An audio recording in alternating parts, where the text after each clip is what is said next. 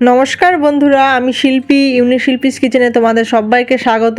তো চলে আসলাম আজকে নতুন আবার একটা রেসিপি নিয়ে। তো আজকে আমার রেসিপি হচ্ছে চিতই পিঠা।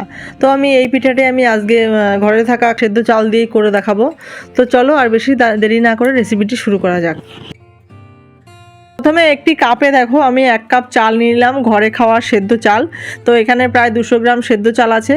তো এটিকে আমি এখন ভালো করে ধুয়ে জলে ভিজিয়ে রাখবো 4 থেকে 5 ঘন্টা। তারপরে আমি 4-5 ঘন্টা পরে আসছি। 4-5 ঘন্টা চালটা ভেজানো হয়ে গেছে। এবার দেখো আমি জল ঝরাতে দিয়েছি, 1 ঘন্টা মতো জল ঝরে গেছে। এবার আমি চালগুলোকে মিক্সার মেশিনে পেস্ট করে নেবো। এটা শিলনোড়াতেও বাটা যায়, তো শিলনোড়াতে আর বাটছি না, মিক্সার মেশিনে সব আমি এগুলো গুঁড়ো করে নেবো। তো চলো চালটাকে গুঁড়ো করে নিই। তো দেখো চালগুলোকে গুঁড়ো করা হয়ে গেছে। তো একবারে হয়নি, আমি দুবার করে গুঁড়ো করে নিলাম। তো খুব ভালো করে পেস্ট করে নিতে হবে, ভালো যাতে গুঁড়ো হয়। তো অনেকক্ষণ ধরেই আমি মিক্সার মেশিনে গুঁড়ো করে নিলাম। তো এবার চলো পরবর্তী প্রসেসে চলে যাচ্ছি।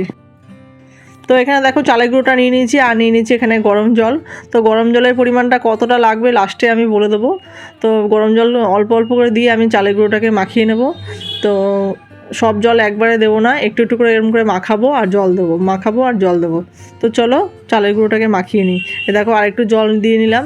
তো জলটা আমার উষ্ণ গরম জল আছে, খুব ফুটন্ত গরম জলও না, আবার একদম হালকা না। তো চলো এবার গরম জল দিয়ে চালের গুঁড়োটাকে মাখিয়ে নিই।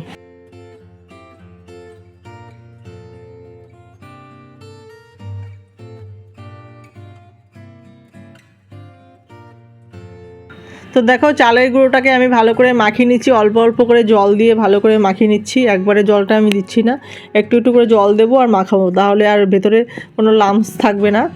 আর এই যে দেখো হাত দিয়ে মাখানোর পর এবার আমি একটু হ্যান্ড ব্লেন্ডার দিয়ে ভালো করে চালের গুঁড়োটাকে মাখিয়ে নিচ্ছি। তো চালের গুঁড়োটা খুব বেশি ঘন হবে না, একটু পাতলা পাতলাই হবে। ঘন হলে পিঠেটা বেশি ফুলবে না। আর এখানে দেখো আমি লবণ অ্যাড করে দিলাম পরিমাণ মতো। তো খুব বেশি লবণ দেওয়ার প্রয়োজন নেই, অল্প লবণ দিলেই হবে। বেশি লবণ হয়ে গেলে পিঠেটা ভালো লাগবে না খেতে।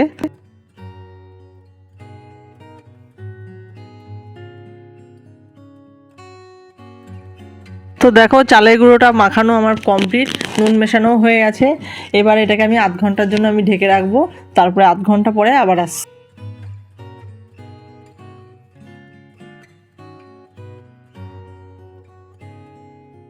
তো আধ ঘন্টা পর আবার চলে আসলাম। দেখো চালের গুঁড়োটা আরেকটু ঘন হয়ে গেছে। এবার আমি এর মধ্যে আরেকটু গরম জল অ্যাড করে দিচ্ছি।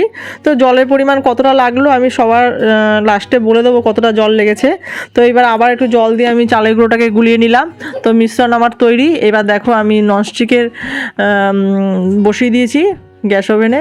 ননস্টিকের কড়াইটাকে ভালো করে গরম করে নিলাম, তারপরে আমি একটু তেল ব্রাশ করে নিয়েছি। এইবার যে আমি চালের গোলাটা করে রেখেছিলাম এবার সব দিয়ে দেবো এক এক করে। তো দেখো সব চালেরগুলো আমার দেওয়া হয়ে গেল। এবার এটাকে আমি ঢেকে দেবো 2 মিনিটের জন্য।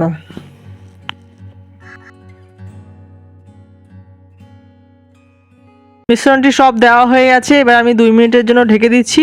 2 মিনিট পর আমি ঢাকনা খুলে দিচ্ছি। তো দেখো 2 মিনিট হয়ে গেছে, 2 মিনিট পর ঢাকনা আবার খুলে দিচ্ছি। দেখো পুরো রেডি আমার চিতই পিঠা।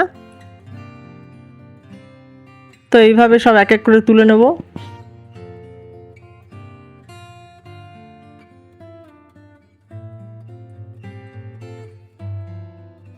তো প্রথম ব্যাচ চিতই পিঠা আমার রেডি, দেখো হয়ে গেছে। এবার আমি আবারও দিয়ে দেবো এর মধ্যে সব এক এক করে। তো এর মধ্যে এই পিঠে বানাতে আমার টোটাল জল লেগেছে, আমি 1 কাপ চাল নিয়েছিলাম আর জল দিয়েছি 2.5 কাপ। 2.5 কাপের থেকে একটুখানি কম, তা 2.5 কাপই, 2 কাপ তারপরে হাফ কাপের একটু কম, টোটাল 2.5 কাপের থেকে একটু কম আমি জল দিয়েছি। একবার পিঠে তুলে নেওয়ার পর তারপরে ননস্টিকের কড়াইতে আবার একটুখানি তেল ব্রাশ করে নিতে হবে। আর গ্যাস ওভেনটাকে লো টু মিডিয়াম আঁচে করে রেখে দিতে হবে। খুব হাই করে রাখলে ননস্টিকের কড়াইটা বেশি পুড়ে যাবে। তো এমনি যে মাটির সরাতে পিঠে করা হয় সেটাতে করলে গ্যাসের তাপমাত্রাটা খুব হাই করে দিতে হবে। আর ননস্টিকে করলে খুব একটা তাপমাত্রা বেশি করলে হবে না, প্রথমে গরম করে নিয়ে তারপরে মিডিয়াম আঁচে করে রাখলেই হবে। তো এইভাবে এক এক করে সবগুলো চিতই পিঠা আমি তৈরি করে নিয়েছি। দেখো আমার চিতই পিঠা পুরো কমপ্লিট। তো এইবার তোমরা এইভাবে গরম গরম গুড়ের সাথে পরিবেশন করো চিতই পিঠে। আর এইভাবে যদি খেতে না চাও তাহলে দুধে ভিজিয়েও খেতে পারো। তো এইভাবে গরম গরম খেতেও চিতই পিঠা খুব ভালো লাগে। তো চলো এবার আমি তোমাদের দুধে ভেজানো প্রসেসটা দেখিয়ে দিচ্ছি। তো দেখো আমার চিতই পিঠাটা পুরো কমপ্লিট। তো আমি তোমাদের একটা ভেঙে দেখাচ্ছি, দেখো কি সুন্দর ছিদ্রযুক্ত চিতই পিঠা হয়েছে। এভাবে ছিদ্রযুক্ত হলে তাহলে দুধের মধ্যে ভেজালে পুরো রসটা পিঠেতে চুবে থাকে এবং খেতে খুব ভালো হয়। তো এবার দেখো এখানে দুধ জ্বালিয়ে নিয়েছি গুড় দিয়ে। তো দুধটা এখন গরম আছে, এই গরম অবস্থায় আমি পিঠেগুলো ছেড়ে দিচ্ছি। তো পিঠেগুলোকে সব আমি উল্টে দিচ্ছি, তাহলে পিঠেগুলোর ভেতরে ভালো রস ঢুকবে এবং সফট হবে আর খেতেও ভালো হবে। তো দেখো আমি পিঠেগুলোকে ঠান্ডা হয়ে যাওয়ার পর পরিবেশন করছি। চলো আজকের আমার রেসিপিটা কেমন হয়েছে তোমরা সবাই কমেন্ট করে জানাবে।